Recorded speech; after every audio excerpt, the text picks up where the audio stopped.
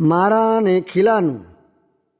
સ્વામિનારાયણ હરે સંવત 1876 પોષવદી ત્રીજને દિવસ પ્રભાત સમયે શ્રી ગઢડા મધ્યે શ્રીજી મહારાજ દાદા કાચરના દરબારમાં આથમણે દ્વાર ઓરડાની ઓસરીએ ઢોલિયા ઉપર વિરાજમાન હતા અને ધોરો ખેસ પહેર્યો હતો ને માથે ધોરી પાગ બાંધી હતી ને ધોરી ચાદર ઓઢી હતી ને લલાટને વિશે કેસરની આડ કરી હતી ને ધોરા પુષ્પનો હાર પહેર્યો હતો ને પાગને વિશે ધોરા પુષ્પનો તોરો લટકતો હતો અને પોતાના મુખારવિંદની આગળ મુનિ તથા દેશ દેશના હરિભક્તની સભા ભરાઈને બેઠી હતી અને મુનિ કીર્તન ગાવતા હતા.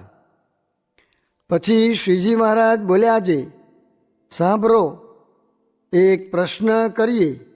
ત્યારે મુનિ તથા હરિભક્તે કહ્યું છે, હે મહારાજ પૂછો.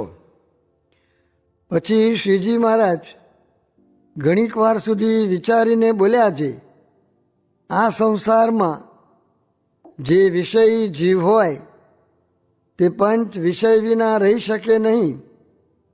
તે જેમ એ વિમુખ જીવને પંચ વિષય છે તેમ હરિજનને પણ પંચ વિષય છે, પણ તેમાં ભેદ છે. તે ભેદ કેમ છે? તો વિષયી જીવ તો ભગવાન વિના અન્ય જે ગ્રામ્ય વિષય તેને ભોગવે છે અને ભગવાનના ભક્ત છે તેને તો ભગવાનની કથા સાંભળવી તે જ શ્રોત્રનો વિષય છે અને ભગવાનના ચરણારવિંદનો સ્પર્શ કરવો અથવા સંતના ચરણની રજનો સ્પર્શ કરવો તે ત્વચાનો વિષય છે અને ભગવાનના અથવા સંત તેના દર્શન કરવા તે નેત્રનો વિષય છે અને ભગવાનનો પ્રસાદ લેવો તથા ભગવાનના ગુણ ગાવવા તે જીભનો વિષય છે અને ભગવાનને ચડ્યા એવા જે પુષ્પાદિક તેની સુગંધી લેવી તે ઘ્રાણનો વિષય છે.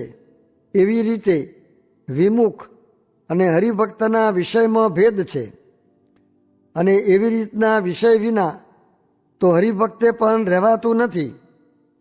અને નારદ સનકાદિક જેવા અનાદિ મુક્ત છે તેણે પણ એવા પંચ વિષય વિના રહેવાતું નથી.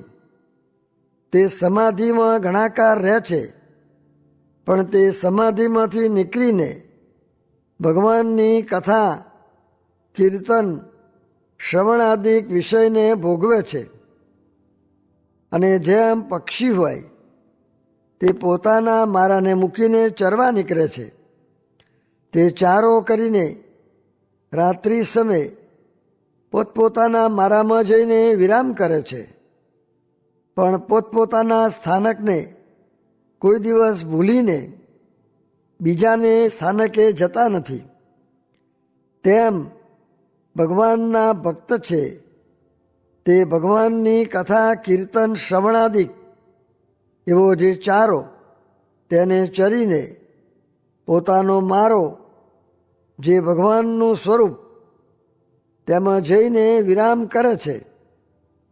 અને વળી પશુ પક્ષી સર્વે જીવ જેમ પોતપોતાનો ચારો કરીને પોતપોતાને સ્થાનકે જઈને વિરામ કરે છે, તેમ મનુષ્ય પણ જે કાર્ય હોય તેને અર્થે દેશ વિદેશ જાય છે, પણ પોતાને ઘેર આવે છે ત્યારે નિરાંત કરીને બેસે છે. એ સર્વ દ્રષ્ટાંત સિદ્ધાંત કયા તે ઉપર તમે સર્વે હરિભક્તને અમે પ્રશ્ન પૂછીએ છીએ જે જેમ વિમુખ જીવ ગ્રામ્ય પંચ વિષયમાં બંધાણા છે અને તે વિષય વિના પલ માત્ર ચાલતું નથી, તેમ તમે ભગવાનની કથા વાર્તાનું જે શ્રવણાદિક તે રૂપી જે વિષય તેમાં દ્રઢપણે બંધાઈને એના વિષય થયા છો કે નહીં? અને વળી બીજો પ્રશ્ન પૂછીએ છીએ જે જેમ પક્ષી ચારો કરીને પોતાના મારામાં આવે છે તેમ તમે સર્વે ભગવાનની કથા કીર્તનાદિક રૂપી ચારો કરીને પાછા ભગવાનના સ્વરૂપરૂપી મારામાં વિરામ કરો છો કે બીજે જ્યાં ત્યાં વિરામ કરો છો? અને વળી જેમ ધણિયાતું ઢોર હોય તે સીમમાં ચરીને સાંજે પોતાને ખીલે આવે છે, અને જે હરાયું ઢોર હોય તે ખીલે આવે નહીં, અને જેનું તેનું ખેતર ખાઈને જ્યાં ત્યાં બેસી રહે, પછી કોઈક ધોકા મૂકે કાં વાઘ આવે તો મારે, તેમ તમે તે ધણિયાતા ઢોરની પેઠે પોતાને ખીલે આવો છો કે હરાયા ઢોરની પેઠે કોઈનું ખેતર ખાઈને જ્યાં ત્યાં બેસીને વિરામ કરો છો?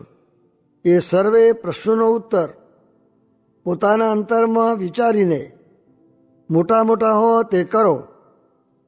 પછી મુનિ તથા હરિભક્ત સર્વે જુદા જુદા બોલ્યા છે, હે મહારાજ, ભગવાનની કથા કીર્તનાદિકના વિષય પણ થયા જ છીએ, અને ભગવાનની મૂર્તિરૂપી જે મારો તથા ખીલો તેને મૂકીને બીજે ઠેકાણે રહેતા પણ નથી. તે વાર્તાને સાંભળીને શ્રીજી મહારાજ ઘણું પ્રસન્ન થયા, અને વળી તેને તે દિવસ બપોર નમતે શ્રીજી મહારાજ દાદા ખાચરના દરબાર વચ્ચે લીમડા તરે ઢોલિયા ઉપર વિરાજમાન હતા, અને પોતાના મુખારવિંદની આગળ મુનિ તથા દેશ દેશના હરિભક્તની સભા ભરાઈને બેઠી હતી, ને પોતે શ્રી વાસુદેવ નારાયણના મંદિર સન્મુખ વિરાજમાન હતા, અને મુનિ કીર્તન બોલતા હતા. પછી શ્રીજી મહારાજ બોલ્યા છે, હવે તો પ્રશ્ન ઉત્તર કરો. પછી દીનાનાથ ભટ્ટે તથા બ્રહ્માનંદ સ્વામીએ પ્રશ્ન પૂછ્યો છે. કોઈ સમયે તો ભગવાનના ભક્તના હૃદયમાં આનંદથી ભગવાનનું ભજન સ્મરણ થાય છે, ને ભગવાનની મૂર્તિનું ચિંતન થાય છે, અને કોઈ સમયે તો અંતર ડોરાઈ જાય છે, ને ભજન સ્મરણનું સુખ આવતું નથી. તેનું શું કારણ છે? ત્યારે શ્રીજી મહારાજ બોલ્યા છે, એને ભગવાનની મૂર્તિ ધાર્યાની યુક્તિ આવડતી નથી. ત્યારે મુક્તાનંદ સ્વામીએ પૂછ્યું છે, કેવી રીતે યુક્તિ જાણવી? ત્યારે શ્રીજી મહારાજ બોલ્યા છે, યુક્તિ તો એમ છે જે અંતઃકરણને વિશે ગુણનો પ્રવેશ થાય છે, તે જ્યારે સત્વગુણ વર્તતો હોય ત્યારે અંતઃકરણ નિર્મલ વર્તે, ને ભગવાનની મૂર્તિનું ભજન સ્મરણ સુખે થાય, અને જ્યારે રજોગુણ વર્તે ત્યારે અંતઃકરણ ડોરાઈ જાય, અને ગાઢ સંકલ્પ ઘણા થાય, અને ભજન સ્મરણ સુખે થાય નહીં. અને જ્યારે તમોગુણ વર્તે ત્યારે તો અંતઃકરણ શૂન્ય વર્તે. માટે ભજનના કરનારાને ગુણ ઓળખવા, અને જે સમયે સત્વગુણ વર્તતો હોય તે સમયે ભગવાનની મૂર્તિનું ધ્યાન કરવું, અને તમોગુણ જ્યારે વર્તે ત્યારે કશો ગાઢ થાય નહીં, ને શૂન્ય સરખું વર્તે તેમાં પણ ભગવાનનું ધ્યાન ન કરવું. અને જ્યારે રજોગુણ વર્તતો હોય ત્યારે ગાઢ સંકલ્પ ઘણા થાય, માટે તે સમયે ભગવાનનું ધ્યાન કરવું નહીં. અને તે સમયે તો એમ જાણવું છે, હું તો સંકલ્પ થકી જુદો છું, ને સંકલ્પનો જાણનારો છું, ને તે મારે વિશે અંતર્યામી રૂપે પુરુષોત્તમ ભગવાન સદાકાર વિરાજે છે. અને જ્યારે રજોગુણનો વેગ મટી જાય ત્યારે ભગવાનની મૂર્તિનું ધ્યાન કરવું, અને રજોગુણ વર્તતો હોય ત્યારે સંકલ્પ ઘણા થાય. તે સંકલ્પને જોઈને મૂંઝાવું નહીં. કેમ જે અંતઃકરણ તો જેવું નાનું છોકરું તથા વાંદરું તથા કૂતરું તથા બાળકનો રમાડનાર તેવું છે. અને એ અંતઃકરણનો એવો સ્વભાવ છે તે વિના પ્રયોજન ચાર્યા કર્યા કરે. માટે જેને ભગવાનનું ધ્યાન કરવું તેને અંતઃકરણના ઘાટને જોઈને કચવાઈ જવું નહીં ને અંતઃકરણના ઘાટને માનવા પણ નહીં ને પોતાને અને અંતઃકરણને જુદું માનવું અને પોતાના આત્માને જુદો માનીને ભગવાનનું ભજન કરવું. ઇતિ વચનામૃતમ. એવી રીતે ગઢડા પ્રથમ પ્રકરણનું 32મું વચનામૃત જે તે થયું. મોટા સમયમાં મોટા મોટા કેટલાક શેરના સામાન આવે તેમાંથી જીવ કેટલુંક ત્યાગ કરે. સારો હોય તે પણ ભોગવવા માંડે ને ત્યાગ ન થાય તેનું દુઃખ પણ થાય ને જીવ માહીથી હાર પણ પામી જાય. માટે જેટલું વિષયથી છેટું રહેશે તેટલું સારું રહેશે. ને 3 પ્રકારનો ત્યાગ તેની વિકતિ જે કાંઈક જણસ વેચાય તે આસને બેઠા આપે તો લીએ ને બીજો તો ઉઠીને લેવા જાય ને ત્રીજો તો પોતાને ન આવે તો કહેશે જે મુને કેમ આપ્યું નહીં. એ 3 ભેદ છે ને મળે તો તેનો પણ ત્યાગ કરે એ ભેદ ચોથો છે. ને મોટાનો સંગ હોય ને વિષયનો સંબંધ ન હોય તો જ આ જીવનું સારું રહે. તે મોટા શેરની કાચી રસોઈ ને બીજી પાકી રસોઈ એ બે બરોબર થાય. સ્વામિનારાયણ સ્વામીએ વાત કરી છે જ્યાં સુધી પોતાને પુરુષ મનાશે ત્યાં સુધી તેને સ્ત્રી જોશે ને જ્યાં સુધી પોતાને સ્ત્રી મનાશે ત્યાં સુધી તેને પુરુષ જોઈશે ને ગમે ત્યાં જાશે પણ એમ રહેશે. માટે કહ્યું છે જે બ્રહ્મરૂપ થઈને ભક્તિ કરવી. સ્વામિનારાયણ હરે સ્વામીએ વાત કરી છે ભગવાને કર્મનો એક કોઠાર ઉગાડીને અડધા કોઠારના વિષય કર્યા છે ને અડધા કોઠારની ઇન્દ્રિયો કરી છે. માટે તે તો સજાતી છે તે એકતા થઈ જાય ને જીવ તો જુદો એકલો તેનાથી વિજાતી છે તે ભળે નહીં. સ્વામિનારાયણ હરે સ્વામીએ વાત કરી છે રૂપિયામાં ઘરમાં સ્ત્રીમાં ને દેહમાં માલ માનશો નહીં. દાણા તો ભગવાન આપશે તે એકઠા કરીને આવરદા પૂરો કરવો છે. ને ઘરમાં કામ કરનાર હોય ને રૂપિયા હોય તેને તો દાણા ખાઈને વાતું સાંભળવી ને જેને કાંઈ ન હોય તેને કોષ જોડી દેવો ને કામ કરવા મંડી પડવું ને પછી ભગવાન ભજવા. આ દેહ તો પાણીનું પૃથ્વીનું આકાશનું બંધાયું છે ને તેમાં ભળી જશે ને બધાએ મોટેરાને 1 મહિનો વાતું સાંભળવા અહીં રહેવું એમ આજ્ઞા છે. સ્વામિનારાયણ હરે સ્વામીએ વાત કરી છે છેલ્લા પ્રકરણનું 39મું વચનામત વંચાવ્યાની આજ્ઞા કરીને બોલ્યા છે. આ વચનામતમાં કહ્યું છે એ વાત પણ એક સમજવાની છે. સ્વામિનારાયણ હરે સ્વામીએ વાત કરી છે મહુવાના કુંભારને 100 જમપુરીનું દુઃખ થયું છે તે તો એ જ ખમે બીજાથી ખમાય નહીં ને હાલ તો જાગતાએ સુખ છે ને આંખ મીચીને પણ સુખ છે. સ્વામિનારાયણ હરે સ્વામીએ વાત કરી છે વાતો કરીને બીજાને દ્રવ્યાદિક ખોટું કરાવીએ છીએ પણ આપણે ત્યાગીને પણ એ કરવાનું છે. સ્વામિનારાયણ હરે સ્વામીએ વાત કરી છે સંવત 1921ના કાર્તિક માસમાં વાત કરી છે જે ક્રિયા કરવી તેમાં ફળનું અનુસંધાન રાખવું. તે કામનું ફળ જોવું જે શું છે તેમજ ક્રોધનું લોભનું માનનું સ્વાદનું ને સ્નેહનું એ બધાનું જોવું.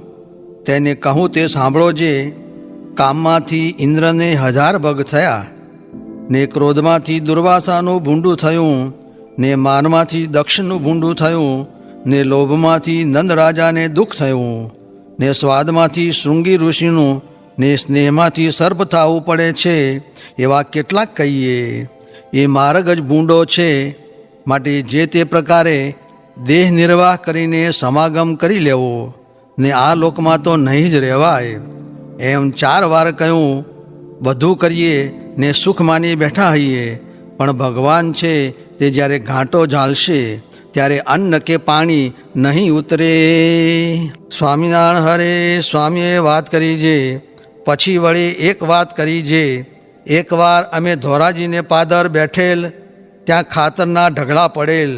પછી એક ખૂંટિયો હતો, તે દોડી દોડીને માઈ માથું ખોસીને 2-1 સુંડલા જેટલી ધૂળ પોતાને માથે નાખે. એમ જીવ પ્રાણી માત્ર ધૂળ ચૂંથ્યા વિના રહી શકતા નથી. સ્વામિનારાયણ હરે સ્વામીએ વાત કરી છે. આ જગતનું સુખ તો એવું છે જે અક્ષરધામમાંથી મચ્છરિયું મૂતર્યું, તે પ્રકૃતિના લોકમાં ટીપું પડ્યું ને તેમાંથી પાછું વળી થોડુંક ટીપું પ્રધાન પુરુષના લોકમાં પડ્યું ને તેમાંથી પાછું એમને એમ બીજા લોકમાં પડતે પડતે કાંઈક જણ આ બ્રહ્માંડમાં પડી. એ તે શું કેટલુંક કહેવાય. તે માટે સર્વોપરી સુખ તો અક્ષરધામમાં છે, ત્યાં જાવું છે.